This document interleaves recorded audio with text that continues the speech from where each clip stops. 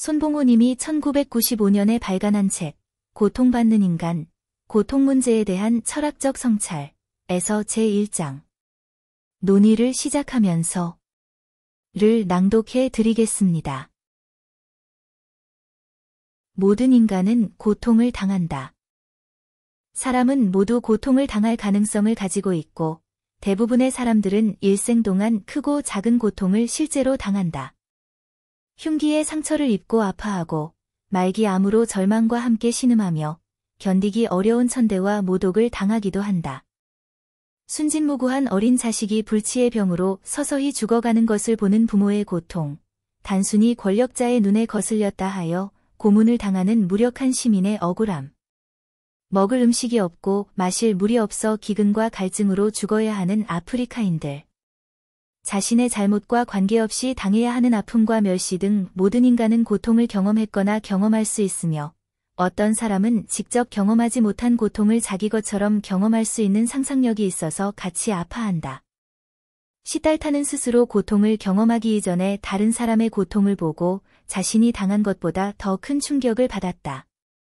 어떤 고통은 그럭저럭 견딜 수 있으나 또 다른 어떤 고통은 너무 심해서 참으로 견디기 어렵고 그것을 보는 사람의 마음까지 아프게 한다. 불행하게도 대부분의 사람에게는 즐겁고 평화로운 날보다는 괴롭고 두려운 날이 더 많으며 즐거운 날이 많아도 즐거움을 의식하지 못한 채 쏜살같이 지나가 버리고 괴롭고 아픈 날은 달팽이 기어가듯 오래 그리고 지루하게 느껴진다. 여인에게서 난 사람은 사는 날이 적고 괴로움이 가득하며 그 발생함이 꽃과 같아서 쇠하여지고 그림자같이 신속하여 머물지 아니하거늘. 구약성경 욥기 14장 1에서 2절. 인간에 대한 어느 정도의 관심과 애정을 가진 사람이라면 고통의 문제를 쉽게 외면해 버릴 수 없을 것이다. 사람의 생물학적 구조나 그의 심리상태, 사회생활, 사고, 감정, 심지어 영혼의 문제에까지 진지하고 성실한 관심을 가지고 연구한다 하더라도 인간이 당하는 고통을 간과하면 인간의 가장 중요하고 심각한 문제를 빼놓는 것이다.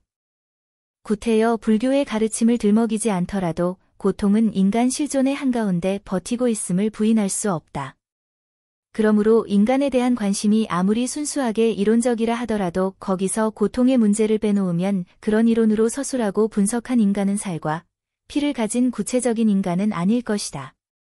그만큼 고통은 인간에게 심각하고 중요하며 구체적인 인간에게 본질적인 것이라 해도 과언이 아니다. 고통당하는 사람들에게 우선, 그리고 가장 필요한 것은 두말할 것도 없이 지금의 극심한 고통에서 어떤 방법으로든지 벗어나는 것이다. 이것은 모든 고통당하는 사람들에게 공통되는 욕구다.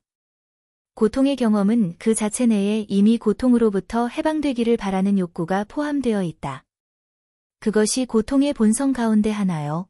고통이 주어진 목적 가운데 하나다.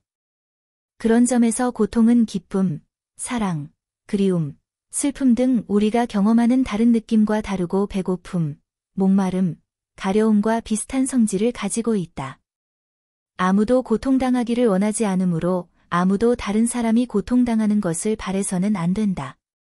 나아가서 모든 사람은 그들이 가진 모든 능력을 총동원해서 고통당하는 다른 사람들의 고통을 줄이거나 제거해 주어야 하는 윤리적 의무가 있다. 그것은 고통당하는 사람들에 대한 단순한 동정에서뿐만 아니라 자신도 언젠가 그런 고통을 받을 수 있다는 점에서 자신을 위한 것이기도 하다. 다른 사람들의 고통을 제거해 주거나 줄여주는 의무를 감당하는 데 있어서 가장 좋은 위치에 있는 사람들은 말할 것도 없이 의료계에서 일하는 분들이다. 그런 점에서 의학업은 인간애를 실천하는 좋은 직업이다. 다만 요즘 의료인들이 자신들의 직업의 소중함과 그것이 가지고 있는 인간적 의의에 대한 충분한 이해와 자존심을 갖지 못하고 있는 것이 안타깝다 하겠다. 바른 신앙을 가진 사람들에게 국한된 것이긴 하지만 종교인들도 마음이 아픈 사람들에게 위로를 제공해 줄 수 있다.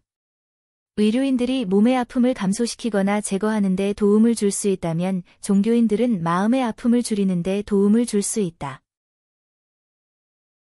의술도 신앙도 사용할 수 없는 철학자는 고통당하는 사람들에게 아무것도 도와줄 수 없는가? 지금 살을 애는 듯한 고통을 당하는 사람들에게 철학은 무력하다. 먹을 것이 없어 굶어 죽는 사람에게 먹을 것을 줄 수도 없고, 말기 암으로 뼈를 깎는 것 같은 아픔을 겪는 사람의 아픔도 덜어줄 수 없다. 그러므로 철학은 삶의 가장 절실한 문제에 관한 한 사치품이 아닐 수 없다. 그래서 매우 가난하거나 병든 사람은 철학하기가 어렵고, 가난한 나라, 전쟁 시기는 많은 철학적 사고를 생산하지 못한다. 어느 정도 여유를 누릴 수 있어야 철학할 수 있고, 여유 있는 사람들에게 철학의 수요가 있는 것이다. 그런데도 불구하고 철학은 삶의 가장 중요하고 심각한 것들에 대해서 생각하는 것으로 알려져 있고, 또한 철학자들이 그렇게 자처하고 있다. 하잘것없는 것들에 대해서 말장난이나 논리적 유희를 일삼는 철학이 없지 않으나 스스로를 중요하게 생각하는 철학자라면 철학이 삶의 가장 중요하고 심각한 것들에 대해서 반성하는 책임과 그 명성을 쉽게 포기하고 싶지는 않을 것이다. 그런데 삶에 있어서 고통만큼 중요하고 심각한 것이 또 어디 있는가? 만약 고통 외에 심각한 것이 또 있다면 그것은 누구를 위해, 무엇 때문에 심각하고 중요한가? 우리가 무엇이 중요하다고 판단할 때 도무지 어떤 기준에 의해서 그것이 중요하다고 하는가? 고통을 줄이거나 제거하는데 직접 혹은 간접으로 전혀 공헌하지 못하는 것들이 정말 심각하고 중요할 수 있는가? 인간의 삶에 있어서 죽음보다 더 심각한 고통에 대해서 철학이 무관심하다면 이는 철학의 직무유기라고 할 수 있다. 철학은 지금 당장 겪고 있는 고통을 줄여주지는 못하지만 고통에 대해서 생각할 수 있고 그것이 나중에 고통을 당하는 사람들에게 어느 정도 위로를 제공할 수는 있다. 철학자 니체는 자신의 철학적 확신에 근거하여 고통이 무의미함을 지적하였고 바로 그 사실이 고통을 가장 고통스럽게 하는 것이라 하여 이미 고통당하는 사람에게 진리의 이름으로 또 하나의 비수를 꽂았다. 욥의 아내처럼 하나님을 욕하고 죽으라 고 충고하는 것이 고통당하는 사람들에게 철학이 제공할 수 있는 처방의 전부인가? 그들에게 어떤 것이라도 고통의 의미를 찾아 주어야 하지 않을까? 볼테르가 신이 없다면 하나 만들어야 한다. 고 한 것처럼 고통의 의미가 없다면 철학자는 고통의 의미를 만들어내기라도 해야 하지 않을까? 그러나 없는 의미를 만들어내는 것은 우선 고통당하는 몇몇 사람들에게 일시적으로 아편은 될 수 있을지 모르나 그 다음 환자들에게는 아무 효과가 없을 것이다. 한두 사람을 여러 번 속일 수 있고 여러 사람을 한두 번 속일 수는 있으나 수많은 사람을 항상 속일 수는 없다. 는 링컨의 말이 함축하듯 진정한 위로는 확실한 근거 위에서라야 가능하다. 만약 철학이 고통당하는 사람들에게 어떤 위로라도 제공할 수 있다면 그것은 거짓되고 가공된 근거 위에서 이루어져서는 안 된다. 그러므로 철학은 고통의 참모습과 의미를 찾아보아야 하고 그 결과가 고통당하는 사람들에게 위로가 될 수 있기를 바라는 것이다. 그러나 고통당하는 사람들을 위로하려는 것이 철학적 성찰의 첫째 목적이 되어서는 안 될 것이다. 고통이 가질 수 있는 다양한 모습과 의의를 철학적인 안목으로 관찰하고 반성해 보려는 것이 첫째 목적이고 그것이 다행하게도 고통당하는 사람들에게 위로가 되기를 바라는 것이다. 그 말은 고통이 무의미한 것으로 드러나면 철학자는 니체처럼 솔직히 말해야 한다는 것을 인정한다. 고통이 아무리 심각하고 고통당하는 사람을 위로하는 것이 아무리 중요하다 하더라도 철학자는 사실을 밝히는 것이 그 첫째 임무이기 때문이다. 이 책에서는 고통의 문제가 좀 넓은 의미로서의 현상학적 방법으로 접근되었다. 그것은 고통이 현상학자들이 말하는 바 하나의 현상이기 때문이 아니다. 고통은 느낌이지 우리의 인식에 어떤 종류의 그림 혹은 의미로 나타나는 현상은 아니다. 다만 현상학적인 방법을 원용한다는 것이다. 여기서 현상학적 방법이라 함은 철학자들이 말하는 바 직관적인 진리로부터 구체적인 경험을 연역해내는 것도 아니고 고통이 관계된 구체적인 사실들을 종합하여 고통 일반에 대한 어떤 결론을 내리는 귀납적 방법도 아니다.